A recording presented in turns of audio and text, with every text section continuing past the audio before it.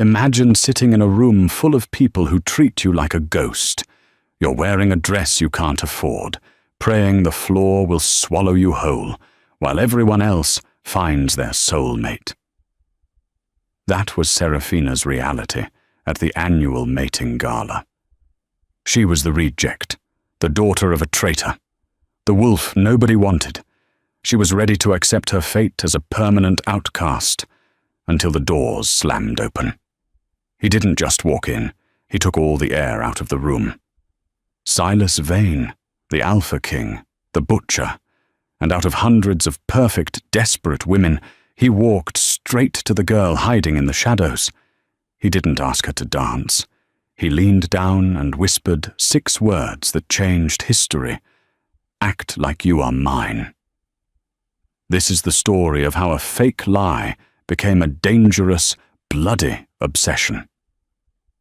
The champagne in Serafina's glass had gone warm an hour ago, but she held on to it like a lifeline. It was the only shield she had against the suffocating atmosphere of the grand ballroom at the Hotel Sovereign. This was the annual mating gala of the Tri-State Pack Alliance. To the humans outside these heavy velvet curtains, it was just another high society charity event in downtown Chicago.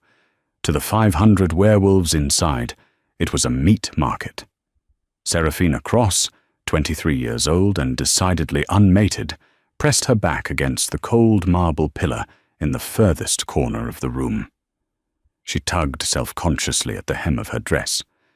It was a navy blue silk slip dress she'd found at a vintage store in Wicker Park. On the hanger, it had looked elegant. Here, amidst the custom Versace and shimmering couture gowns of the Alpha daughters, she looked like exactly what she was, the broke, disgraced daughter of a beta who had embezzled pack funds 5 years ago. Look at her, a voice drifted from a nearby table. It was Lydia, Serafina's cousin. Lydia was wearing gold, bright, aggressive gold, and she was draped over the arm of a prospective mate from the Northern Territories. She actually showed up. If my father had done what hers did, I'd have gone rogue by now. She's hoping for a pity mate, another girl snickered. Maybe an Omega with a limp. Serafina took a sip of the warm champagne to swallow the lump in her throat. Don't cry, she told herself. You promised your mum you'd show your face. You just have to survive until midnight. The air in the room was thick, heavy with the scent of pheromones, cedar, rain, musk, and expensive cologne. It was dizzying. Every few minutes, a low growl would rumble through the room as a pair clicked, the fated bond snapping into place. Cheers would erupt. Another couple found. Serafina felt nothing. No pull, no spark, just the crushing weight of isolation. The clock on the wall ticked toward 10 p.m. The main doors, massive oak slabs reinforced with iron, remained shut. Everyone was waiting for him. Silas Vane. The rumors about the Alpha King of the Obsidian Coalition were more like horror stories. They said he was 7 feet tall in his skin and the size of a grizzly bear in his fur.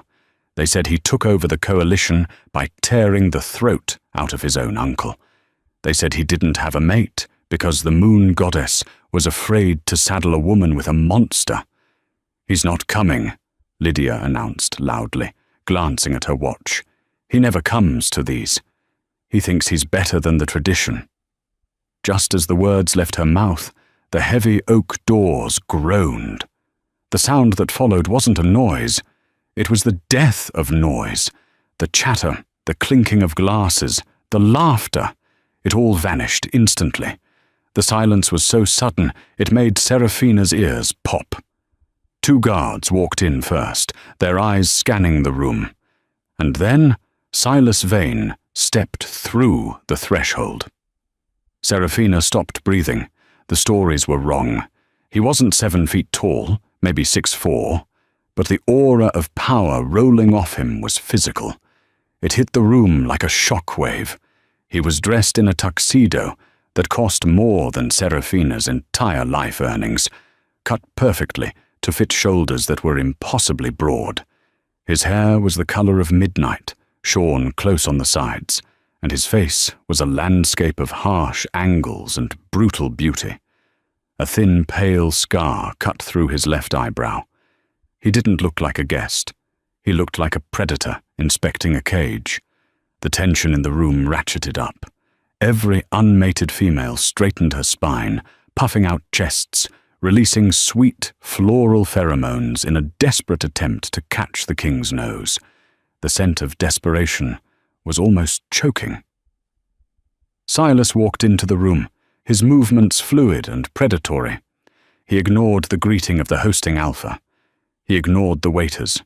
His eyes, the color of frozen amber, scanned the crowd with bored contempt. He began to walk through the tables. Lydia stepped forward as he approached, flipping her hair, practically radiating pick-me energy. "Alpha Vane," she purred.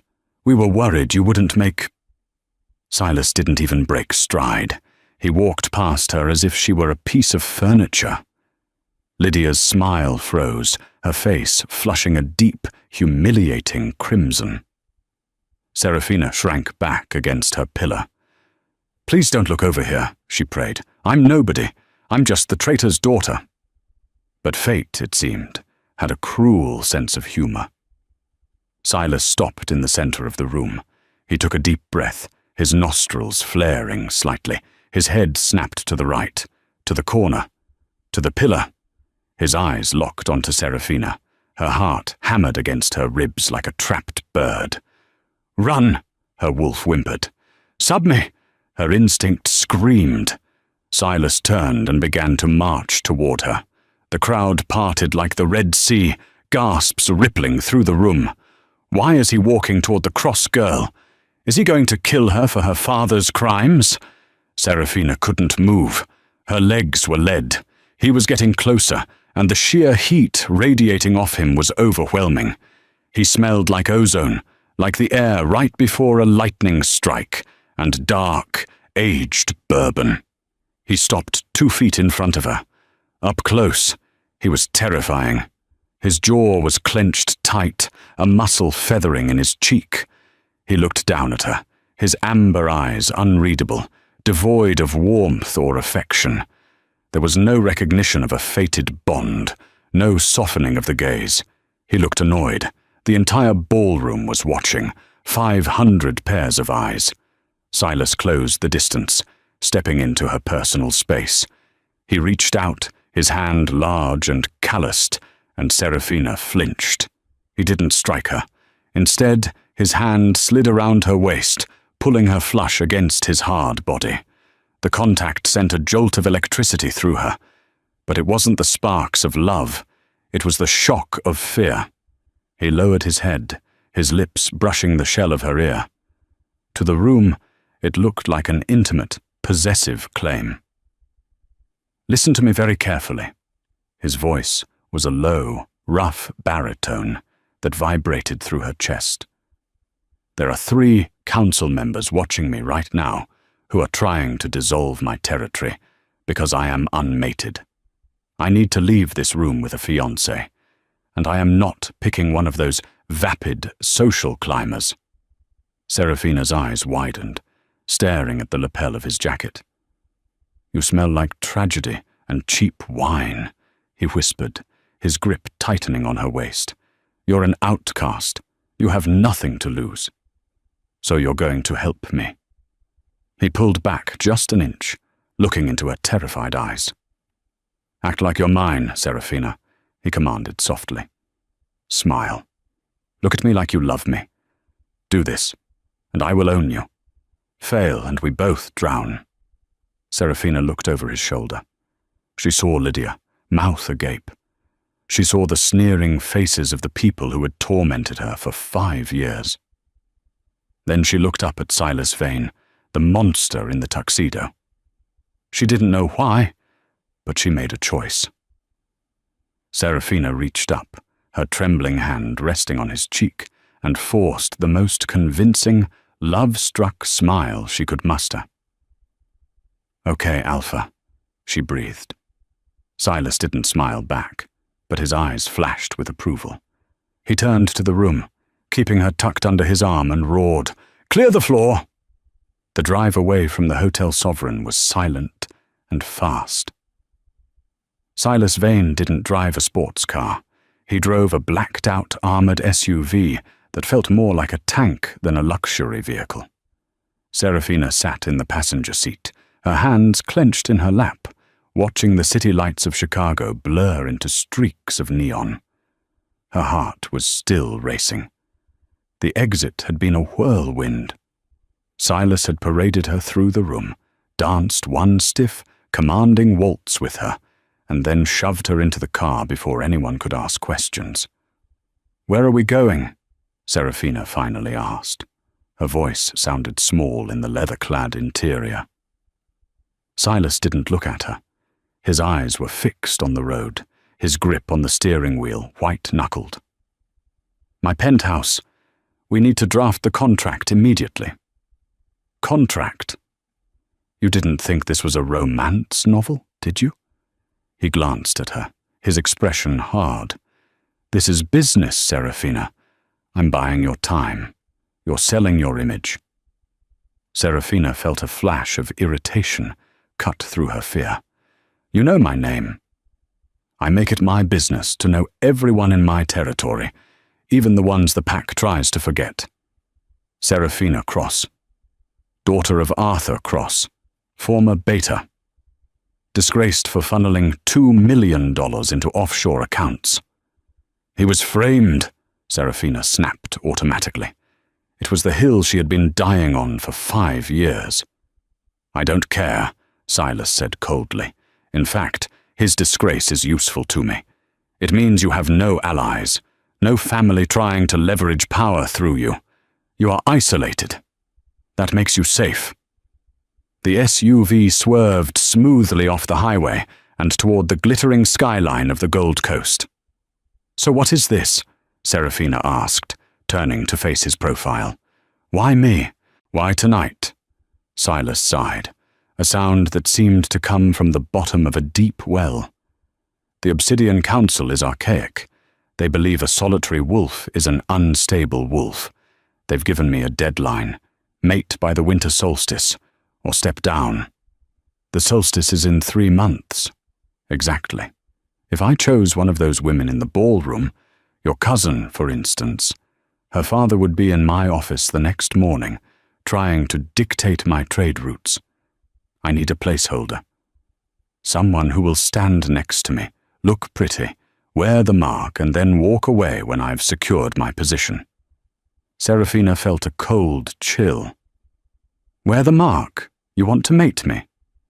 "A fake mark," Silas corrected. "We can simulate the bite scar. Cosmetic layering. It hurts like hell to apply, but it looks real enough to fool the elders." They pulled up to a massive glass skyscraper that pierced the clouds. The Vane Tower. Silas bypassed the valet, driving straight into a private underground garage. "Here is the deal," Silas said as he killed the engine. The silence returned, heavy and suffocating. He turned to her, shifting his large frame so he dominated her vision. "You will live in my home for 3 months. You will attend every function I tell you to. You will pretend to be madly in love with me. In public, you are my queen. In private, you stay out of my way." "And in return?" Serafina asked, trying to keep her voice steady. "In return," Silas said, his eyes gleaming, "I will clear your father's debt. I will pay for your mother's medical care. Yes, I know she's in a state facility, and when this is over, I will give you $5 million and a new identity in Europe." Serafina's mouth went dry. 5 million. It was freedom. It was a life where she wasn't the traitor's daughter. "And if I say no?" "Then I open the door." Silas unlocked the car. "And you walk back to your studio apartment and your minimum wage job, and you watch your mother rot in that facility." It wasn't a threat. It was a statement of fact. Silas Vane didn't need to threaten. Reality was his weapon. Serafina looked at the man. He was harsh, cold, and transactional, but behind the amber eyes, she saw something else. Exhaustion. He was a king holding up the sky, and he was tired. "I have conditions," Serafina said, surprising herself. Silas raised an eyebrow. "You're negotiating." "If I'm going to be your fake mate, I'm not going to be a prop. I'm not going to be spoken down to in front of others. If you disrespect me in public, the deal is off." Silas studied her for a long, agonizing moment. Then, the corner of his lip twitched. "Acceptable," he said. "Let's go upstairs. My lawyers are already waiting." The penthouse was less of a home and more of a fortress of glass and steel. It spanned the entire top floor, offering a 360-degree view of Chicago, but the interior was stark. Grey couches, black marble counters, abstract art that looked like bruised metal. It smelled of sage and loneliness. 3 men in suits were sitting at the dining table at 11 p.m. They didn't look surprised to see Silas drag a woman in from the cold. "Draft," Silas barked, tossing his tuxedo jacket onto a chair. The muscles of his arms strained against his white dress shirt, which he began to unbutton at the cuffs. "Standard NDA, cohabitation clause, temporary bonding agreement." One of the lawyers, a thin man with glasses named Mr. Sterling, looked at Serafina with pity. "Miss Cross, if you could sign here, here, and initial here." Serafina read the documents. They were ironclad. If she spoke about the arrangement, she would be sued into oblivion. If she tried to get pregnant, as if. The contract was void. She signed. "Good," Silas said. He poured himself a glass of whiskey, not offering her one. "Sterling, get the press release out. Alpha King finds true mate at gala. Make it sound poetic. The public eats that garbage up." "Sir," Sterling hesitated, "the council, they will demand a visitation to verify the bond." Silas stiffened. "When?" "Tomorrow morning, 9 a.m. Silas cursed, slamming the glass down. "They don't waste time." He turned to Serafina, eyeing her critically. "We have 10 hours to make you look like a queen. Right now, you look like a frightened deer." "I am frightened," Serafina shot back. "I just signed my life away to a stranger." "Well, get over it," Silas grunted. "Come with me." He led her down a hallway to a guest wing that was larger than her entire apartment building. He opened a door to a bedroom that was all cream and gold. "Sleep. Tomorrow the wolves come to the door. If they smell fear on you, they will tear this whole charade apart." He started to close the door, but Serafina called out, "Silas." He paused, his hand on the knob. It was the first time she'd used his first name without a title. "Why me?" she asked again. "Really?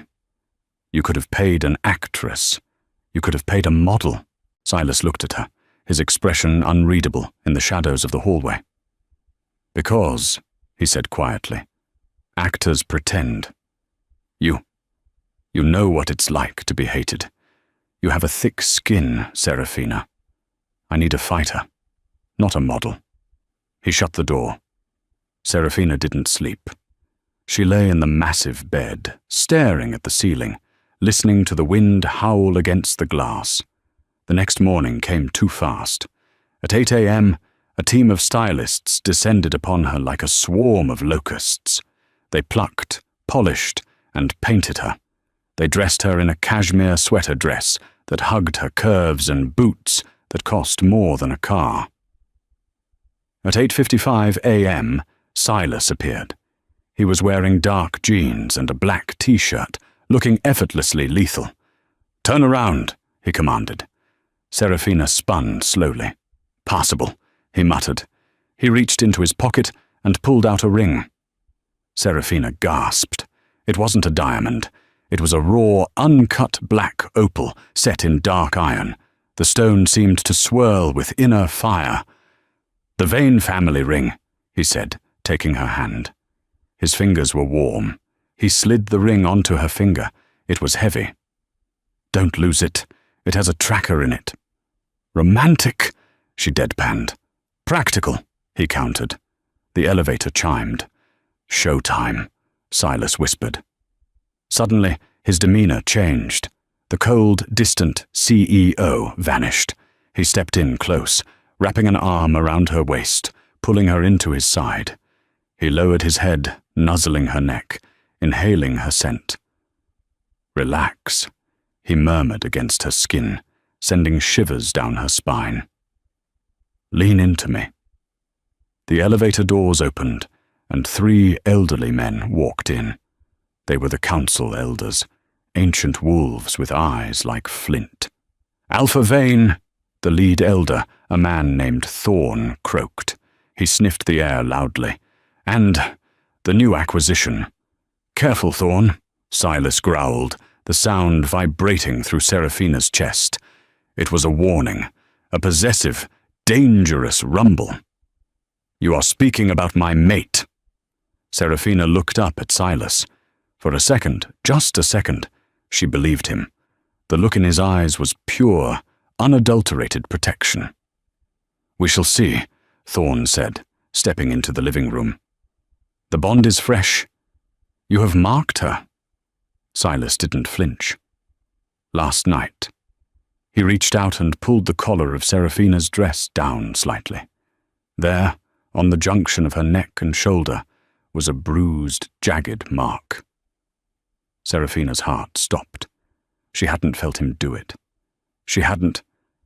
Then she remembered the stylist applying a cold gel to her neck earlier.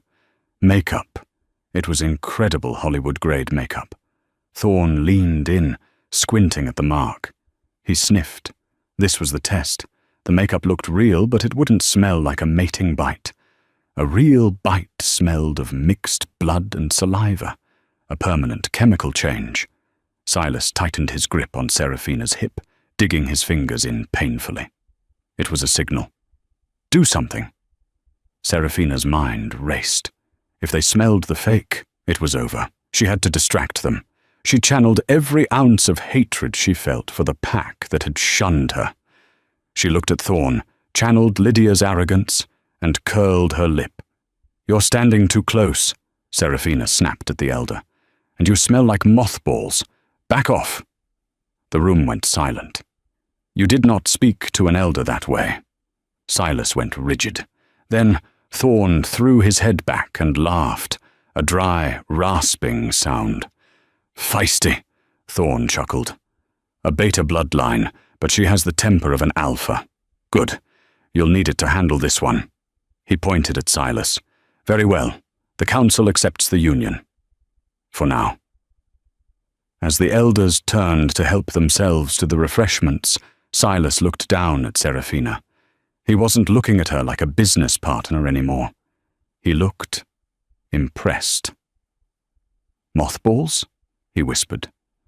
It was the first thing that came to mind. She whispered back, her knees shaking. "Good job," he said. And for the first time, Silas Vane offered her a genuine, albeit small, smile. It made him look devastatingly handsome. And that, Seraphina realized, was the most dangerous thing of all.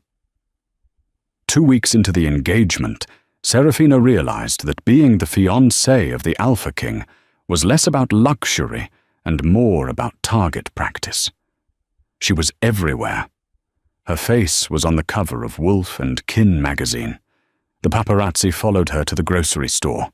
Her social media, previously dormant, was now a war zone of comments, half praising her Cinderella story, half calling her a gold-digging traitor.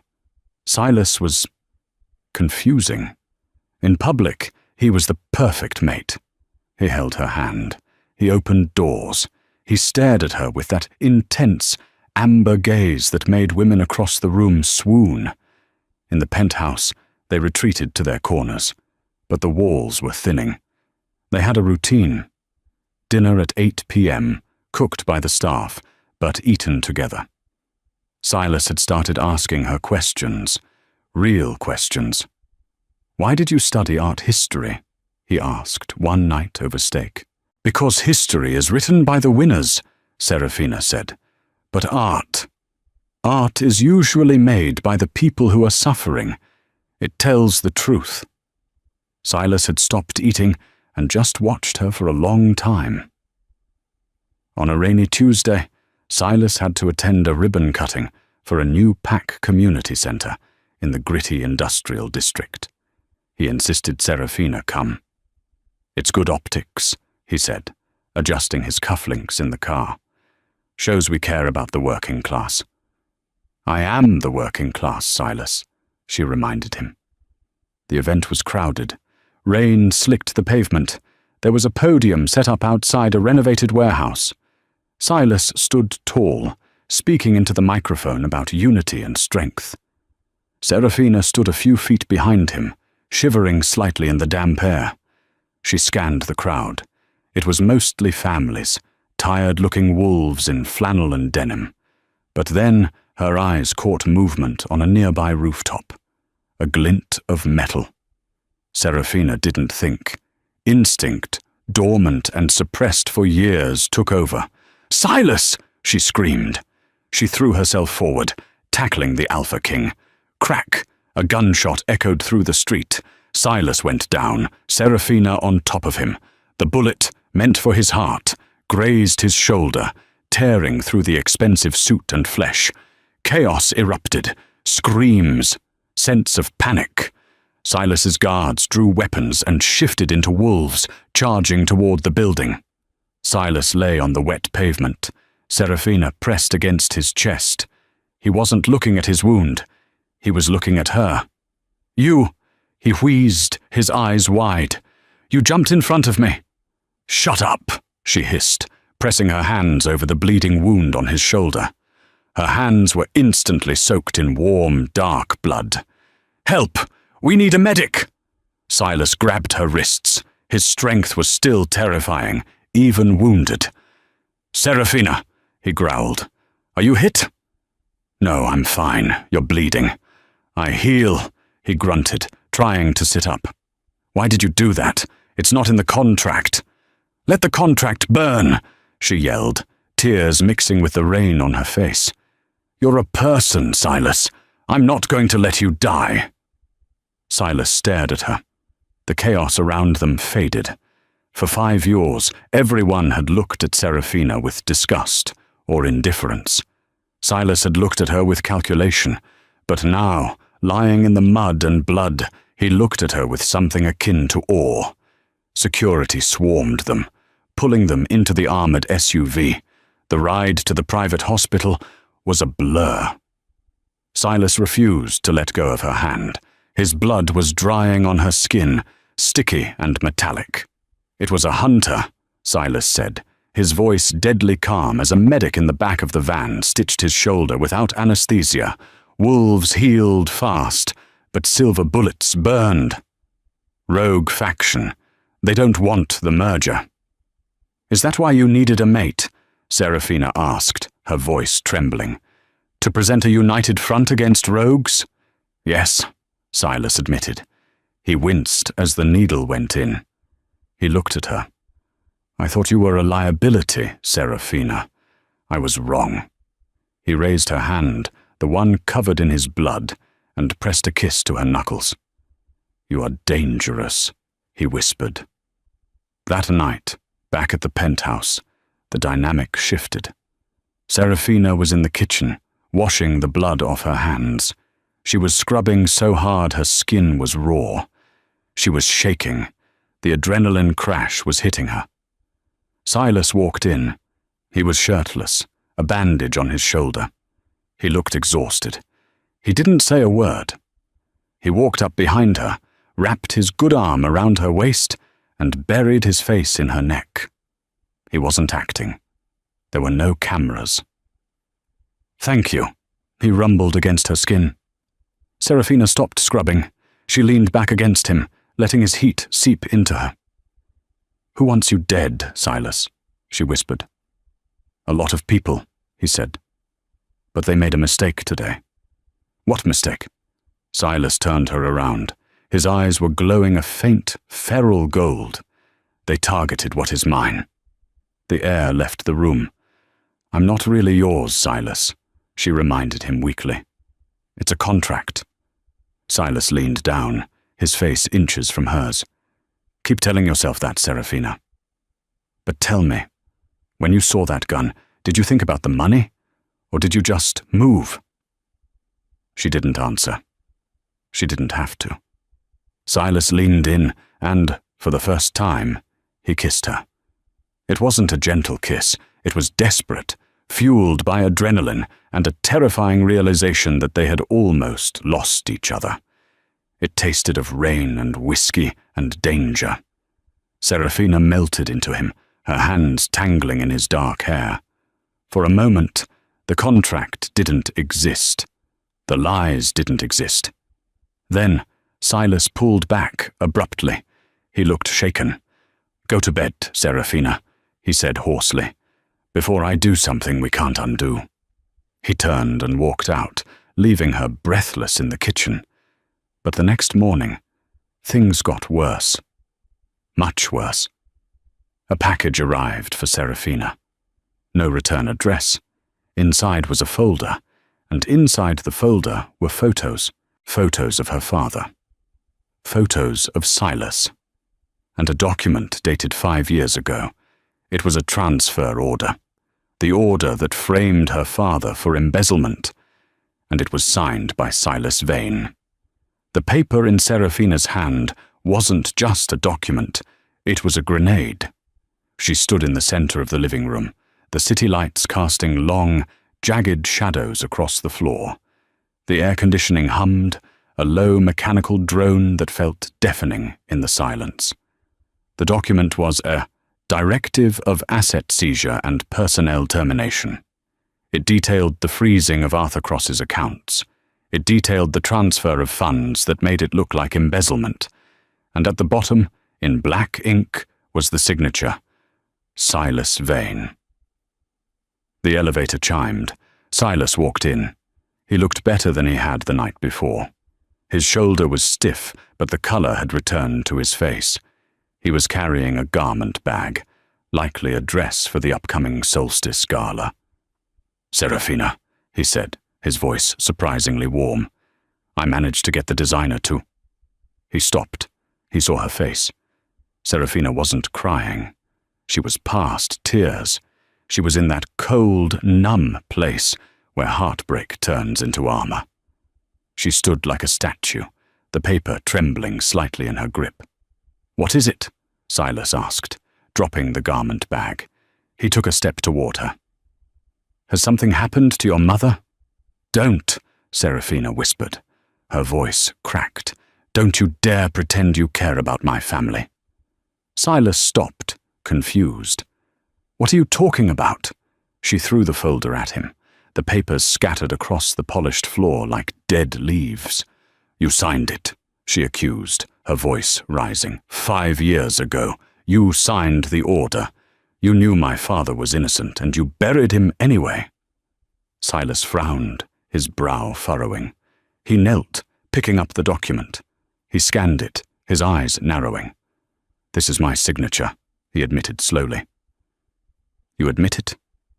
Serafina let out a choked laugh. I'm sleeping in the house of the man who destroyed my life. I saved the life of the man who put my father in prison. Serafina, wait. Silas stood up, his face hard. That is my signature, but I didn't sign this. Stop lying, she screamed. It was the first time she had ever raised her voice to an alpha. It's right there. Were you just using me? Was this whole fake engagement just a way to keep me close so I never found out? Is that why you picked me? Because you felt guilty? No, Silas roared. The sound shook the glass walls. I didn't pick you out of guilt. I picked you because you were the only real thing in that room. And I did not sign this document. He walked over to a desk, grabbed a magnifying glass he used for examining jewelry, and slammed it down on the paper. Look at the date, he commanded. June 12th, 5 years ago. Do you know where I was 5 years ago? I don't care. I was in the ICU in Berlin, Silas shouted. I had been mauled by a rogue pack. I was in a coma for 3 weeks. I couldn't have signed a lunch receipt, let alone an embezzlement order. Serafina paused. She looked at him. He looked desperate, furious. Then who? She whispered. I don't know, Silas growled, pacing the room like a caged tiger. But someone had access to my stamp. Someone who wanted your father out of the way. Your father was the beta. He was the only one who checked the ledgers. If someone wanted to steal from the pack, they had to remove him first. He looked at her, his eyes pleading. Serafina, you have to believe me. I am a killer. Yes, I am ruthless.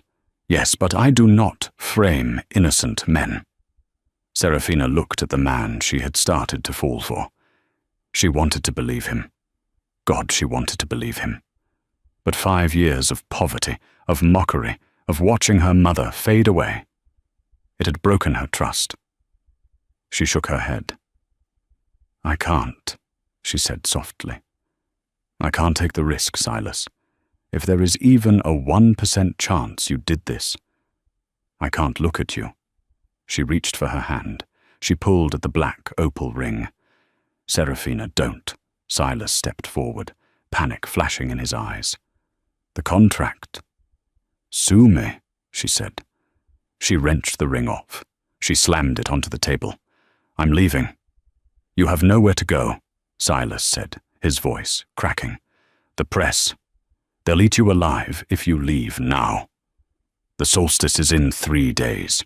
If you leave, I lose the territory. I lose everything. You should have thought about that before you let your administration ruin my family, she said. She didn't pack a bag. She walked to the elevator. Serafina, Silas called after her. He didn't chase her. He knew he couldn't force her. An alpha could command, but a man in love knew when he had lost. The doors closed. Serafina walked out of the Vane Tower and into the cold, biting wind of the Chicago night. She had no coat. She had no money. But she was free. Or so she thought. 2 blocks away, a black sedan pulled up to the curb. The window rolled down. It wasn't Silas. It was Thorne, the elder. Miss Cross, the old wolf smiled, his teeth yellow and sharp. You look like a woman in need of a friend, or perhaps a witness. Serafina froze. She looked at the car. She looked at the street. Get in, Thorne said. I think it's time you knew the truth about your father. Serafina, shivering and broken, made the second worst mistake of her life. She opened the door. The Solstice Gala was the event of the decade. The Hotel Sovereign was draped in silver and ice-blue velvet. Every pack leader from the Midwest was there. The champagne flowed, but the mood was tense. Rumors were flying. The king is alone. The girl left him. The Vane reign is over. Silas stood on the balcony overlooking the ballroom. He wore a black suit, black shirt, black tie. He looked like he was dressed for a funeral. He hadn't slept in 3 days. He had torn Chicago apart looking for her. Her scent trail had vanished 2 blocks from his tower. It was as if she had evaporated. Sir, Sterling, his lawyer, appeared at his elbow. He looked pale. The council is convening in the main hall. They're moving for a vote of no confidence. They say you failed to secure a mate. Let them vote, Silas said dully. I don't care about the crown anymore. Sir, if you lose the crown, you lose immunity. They will come for your life. Silas stared at the crowd. She's gone, Sterling. I don't care. Meanwhile, in the basement of the hotel, Serafina was learning the meaning of regret. She wasn't a guest. She was a prisoner. Thorn had taken her to a safe house first, playing the kindly grandfather. He had shown her proof that Silas was guilty. But Seraphina was smart. She noticed the discrepancies. She noticed that Thorn knew details about the embezzlement that weren't in the files, details only the thief would know. When she confronted him, the mask fell. Now, she was tied to a chair in a storage room, guarded by 2 rogue wolves. Thorn had brought her here to the gala as his ace in the hole. He planned to drag her out, force her to testify that Silas had abused her, and then dispose of her. "Quiet," one of the guards snapped as she struggled against the ropes. "Boss wants you fresh for the stage." Seraphina's mind raced. She thought about Silas, the way he had looked at her when he was bleeding. "I was in Berlin." He had told the truth. She felt it in her bones now. She had walked away from the only person who had ever actually fought for her. "No," she thought. "I'm not dying in a basement." She looked at the guard. He was close, scrolling on his phone. "Hey," she said. "My hands are numb. Can you loosen it?" "Just a little." "Shut up." "If I go out there with rope burns on my wrists," she bluffed, "the council will know I was coerced. Thorn's plan will fail." The guard hesitated. He knew she was right. Politics were delicate. He sighed and holstered his weapon. He walked over and began to loosen the knot. Seraphina waited until the tension released just a fraction. She didn't have wolf strength, but she had rage, and she had the element of surprise. She snapped her head back, smashing her skull into the guard's nose. "Crunch!" He howled, stumbling back. Seraphina ripped her hands free. She didn't run for the door. She grabbed the champagne bottle sitting on a crate, Thorn's celebration drink, and smashed it against the wall. Jagged glass in hand, she turned to the second guard. "Come on!" she screamed. The second guard shifted. His bones cracked, fur sprouting. A wolf. Seraphina didn't flinch. She threw a heavy crate of linens at him to distract him, then bolted for the service elevator. She slammed the button. The doors closed just as the wolf's claws raked the metal. She hit the button for the ballroom floor. Upstairs, the trial had begun. Silas stood in the center of the room. The music had stopped. The crowd formed a circle. Thorn stood on a dais, looking triumphant. "Silas Vane," Thorn boomed into a microphone, "you have failed the pack. You produced a paid actress, a fraud, to mock our traditions. Where is she now? Gone! Because she could not stomach your corruption." Silas stood silent. He looked defeated. "I call for the immediate stripping of the Alpha title," Thorn declared. "All those in favor?" Hands began to rise. Lydia's father raised his hand. The opportunistic Alphas raised their hands. "Wait!" The voice rang out like a bell. The service doors burst open. Seraphina Cross stood there. She looked like a wreck. Her expensive dress was torn. Her hair was wild. There was blood on her forehead, her own or someone else's. Nobody knew. But her eyes were blazing. "Seraphina," Silas breathed. His head snapped up. Life rushed back into his eyes. She walked into the room. She was limping slightly, but she didn't stop. "He didn't hire me to mock you," Seraphina shouted, pointing a shaking finger at Thorn. "He hired me because I was the only one honest enough to stand by him." "Seize her!" Thorn yelled. "She's hysterical. She's mentally unstable, just like her mother." Guards moved to intercept her. Silas moved faster. He was a blur of motion. He intercepted the 2 guards reaching for her, grabbing them by the throats and throwing them 10 feet backward. He stood in front of her, a wall of pure lethal aggression. A low, terrifying growl ripped from his chest. "Touch her!" Silas snarled to the room, his eyes glowing bright gold. "And I will kill every single one of you." The room froze. This was the Alpha King, the butcher. Seraphina stepped out from behind him. She reached into her dress pocket. She didn't have a weapon. She had a phone. I recorded it, she said, holding the phone up to the microphone stand. In the basement, while Thorne was bragging. She hit play. Thorne's voice, tinny but clear, echoed through the ballroom. Vane was easy to frame. His signature is just a stamp, just like I framed her father, Arthur Cross. The old fool trusted me. I skimmed the accounts for years. The silence that followed was absolute. Thorne's face went white. Seraphina looked at the council. Silas Vane didn't ruin my family. Thorne did, and he tried to kill me to cover it up. She turned to Silas. He was looking at her. Not at the crowd, not at Thorne, just her. You came back, he whispered. I forgot something, she said, tears finally spilling over. What? I forgot to tell you that I'm not acting anymore. Silas didn't care about the audience. He didn't care about the politics. He grabbed her face in his hands and kissed her. It was a kiss of possession, of relief, of absolute devotion. But the moment was shattered. Traitor bitch!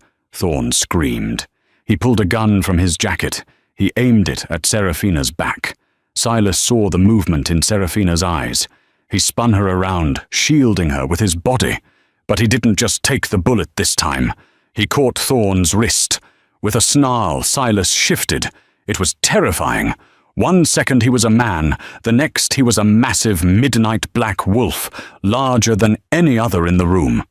He lunged. It was over in seconds. Thorne was pinned, the gun skittering across the floor.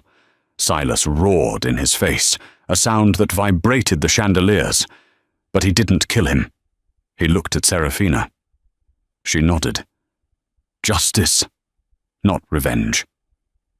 Silas stepped back, shifting back into human form, panting, naked from the waist up, looking like a god of war. Arrest him, Silas commanded the security team, and clear the floor. He turned to Seraphina. He dropped to his knees. The room gasped. An Alpha King never knelt.